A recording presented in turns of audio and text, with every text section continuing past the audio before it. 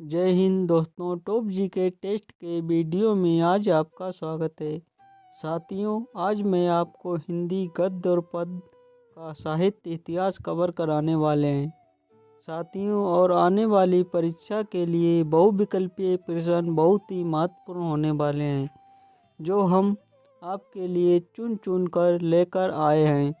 और जो भी इस वीडियो को देख रहा है, इस वीडियो में बहुत ही खुश खबरी वाली बात बताई जाएगी।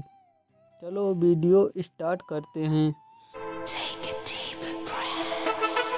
आपका पहला सवाल, एक, आत्मनिर्भरता पर आधारित निबंध में लेखक ने किसे प्रमुखता दी है? ए, किसी पर निर्भर न रहना। बी, शिक्षा का महत्व। सी, समाज का विकास। डी, धन की शांति। आपका सही जवाब ए, किसी पर निर्भर रहना। आपका अगला सवाल, दो, कविता मनुष्य का आदर्श का संदेश क्या है? ए, व्यक्ति को हमेशा संघर्ष करना चाहिए। बी, व्यक्ति को दूसरों की मदद करनी चाहिए। सी, व्यक्ति को अपना कर्तव्य निभाना चाहिए। डी, सभी उपरोक्त। आपका राइट आंसर डी, सभी उपरोक्त। आपका अगला सवाल, तीन, काव्य का उद्देश्य। कविता में कवि ने क्या बताया है? ए, काव्य का उद्देश्य केवल मनोरंजन है। बी, काव्य का उद्देश्य समाज को जागरूक करना है। सी, काव्य का उद्देश्य केवल सुंदरता है। डी, काव्य का उद्देश्य केवल ज्ञान देता है। आपका सही जवाब बी, काव्य का उद्देश्य समाज को जागरूक करना है। आपका अगला सवाल, चार, यात्रा पर आधारित निबंध में लेखक ने क्या बताया है? ए, यात्रा का महत्व और जीवन में बदलाव। बी, यात्रा के दौरान पर्यावरण का ध्यान रखना चाहिए। सी, यात्रा केवल छुट्टियों के लिए होती है। डी, यात्रा का उद्देश्य केवल आराम है। आपका राइट आंसर ऑप्शन ए, यात्रा का महत्व और जीवन में बदलाव। आपका अगला सवाल, पाँच, रचनात्मकता पर आधारित कविता का लेखक कौन है? ए, रामधारी सिंह दिनकर। बी, हरिवंश राय बच्चन। सी, सुमित्रा नंदन पंत। डी, माखनलाल चतुर्वेदी।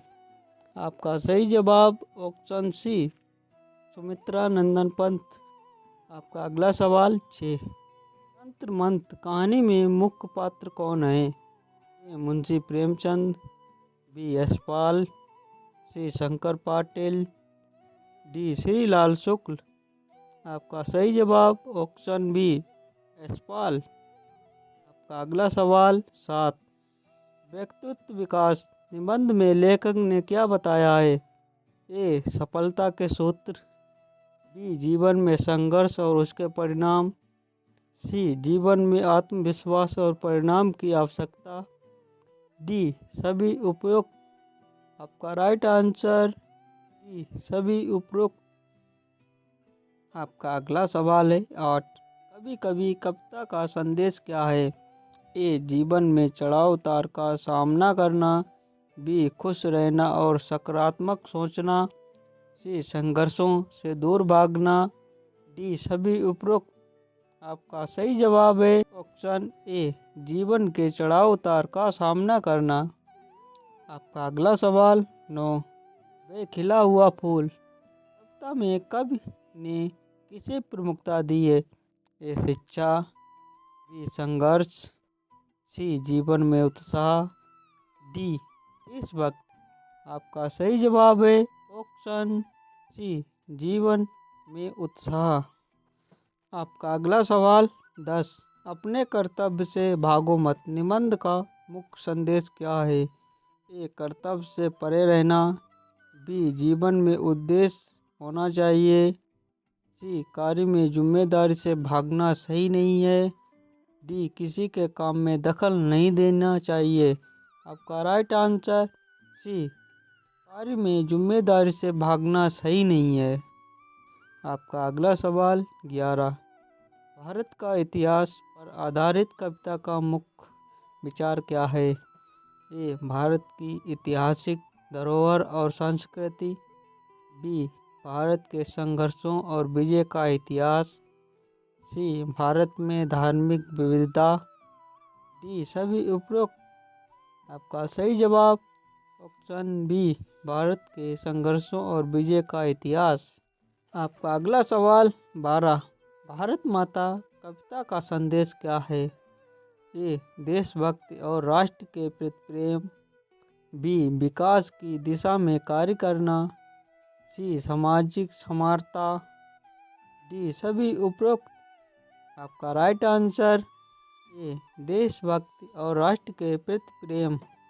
आपका अगला सवाल 13, नया जीवन कविता का संदेश क्या है? ए, जीवन में नए अवसरों की तलाश। बी, किसी की स्थिति में आशावादी करना। सी, संघर्षों के बावजूद आगे बढ़ना। डी, जीवन में असफलता का स्वागत करना। आपका सही जवाब है ऑप्शन बी, किसी की भी स्थिति में आशावादी रहना। आपका अगला सवाल 14, संघर्ष पर आधारित निबंध का मुख्य उद्देश्य क्या है? ए, संघर्ष से डरना चाहिए। बी, संघर्ष जीवन का विभिन्न हिस्सा है। सी, संघर्ष से बचना चाहिए। डी, संघर्ष के बिना सफलता प्राप्त नहीं हो सकती। आपका राइट आंसर है बी, संघर्ष जीवन का विभिन्न हिस्सा है। आपका अगला सवाल 15, सपने और वास्तविकता कविता में कवि ने क्या चित्रित किया है? ये, जीवन की कड़ी सच्चाई।